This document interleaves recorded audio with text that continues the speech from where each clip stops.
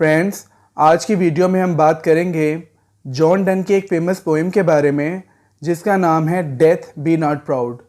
इसे होली सोनेट 10 के नाम से भी जाना जाता है। इसे 1609 में लिखा गया था जबकि 1633 में इसे पब्लिश किया गया था। यह पोएम एक पेट्रियार्कन सोनेट है जो कि एक ऑक्टिव यानी 1 लाइन स्टैंजा और एक सेस्टेड यानी 6 लाइन स्टैंजा में बांटी गई है। और इस पोएम की जो राइमिंग स्कीम है वो है ABBA, ABBA, CD, DC, EE। और इसके साथ इस पोएम को एयाम्बिक पेंटामीटर में लिखा गया है। ये एक डिवोशनल पोएम है जिसमें जॉन डन डेथ से आर्ग्यू कर रहा है, या हम यूँ कह सकते हैं कि वो मौत का मजाक उड़ा रहा है कि आखिर मौत को खुद पर किस बात का घमंड है। वो पावरलेस है और एक छोटी सी नींद का नाम है जिससे कोई भी इंसान मोर्टल लाइफ से इटर्नल लाइफ में जाता है, यानी आफ्टर लाइफ में जाता है। इसलिए वो कहता है कि मौत कोई माइटी या ड्रेडफुल चीज़ नहीं बल्कि एक बहुत ही कमज़ोर चीज़ का नाम है। इसलिए वो यहाँ मौत को नींद से कंपेयर करता है।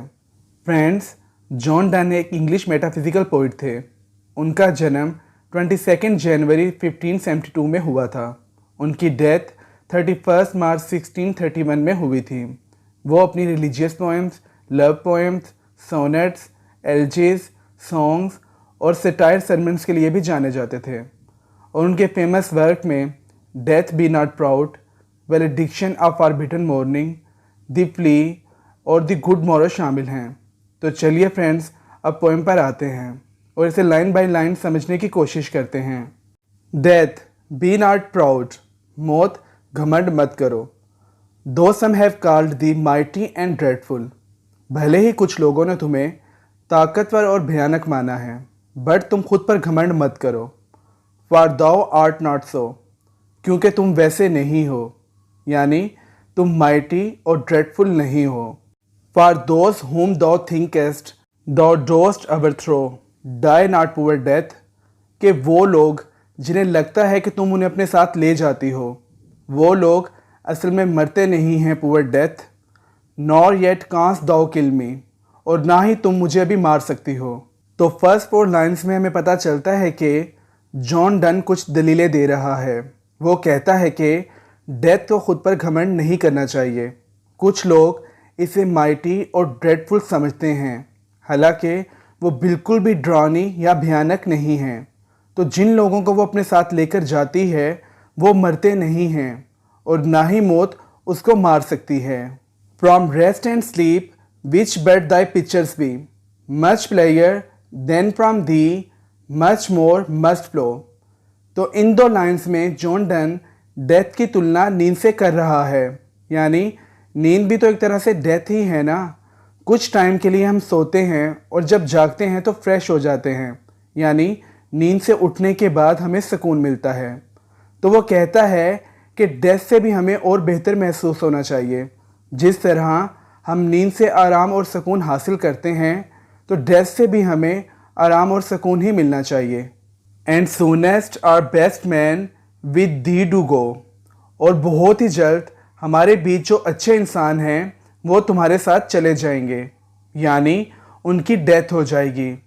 Rest of their bones and soul's delivery, मगर इसका मतलब यही है कि उनके शरीर को इससे आराम मिलेगा और उनकी सोल आफ्टर लाइफ में चली जाएगी। तो यही तुम्हारा काम है कि तुम लोगों के सोल को मोर्टल लाइफ से आफ्टर लाइफ में ले जाते हो, और इसके अलावा तुम में कोई भी पावर नहीं है। Thou art slave to fate, chance, kings and desperate men, तुम आज़ाद नहीं हो बल्कि तुम तो ग़ुलाम हो किस्मत की, मौके की, बादशाहों की और इन लोगों के भी जो बिना सोचे समझे काम करते हैं। मतलब इनमें से कोई भी रीज़न हो तो तुम आने पर मजबूर हो सकती हो। And dost with poison, war and sickness dwell, और इसके साथ ही तुम जुड़ी हुई हो जहर से, जंग से और बीमारी से। तो ये तीनों चीज़ें भी तुम्हें आने पर मजबूर कर सकती हैं। एंड पोपी और charms can make us sleep as well. दोस्तों, पोपी का मतलब होता है अफीम। तो इस लाइन में जॉन डन कहता है कि हम अफीम और जादू से भी सो सकते हैं। And better than the stroke, और वो भी तुमसे बेहतर। वाई स्वेलस दो देन, तो मौत तुम्हें खुद पर किस बात का घमंड है। One short sleep past we wake eternally, यानी एक छोटी सी नींद के बाद हम हमेशा के लिए जाग जाएंगे। And death shall be no more, और मौत अब हमें किसी भी तरह का कोई नुकसान नहीं पहुंचा पाएगी, वो दोबारा हमें अपने साथ नहीं ले जा पाएगी। डेथ दो शाल्ट डाई, बल्कि अब मौत खुद डरेगी और वो खुद ही मर जाएगी। तो फ्रेंड्स, यहाँ पर हमारी ये पोएम ख़त्म होती है। अगर आपको वीडियो अच्छी लगी हो तो इसे लाइक और चैनल को सब्सक्राइब ज़रूर कीजिएगा। मिलते हैं आपसे नेक्स्ट वीडियो में।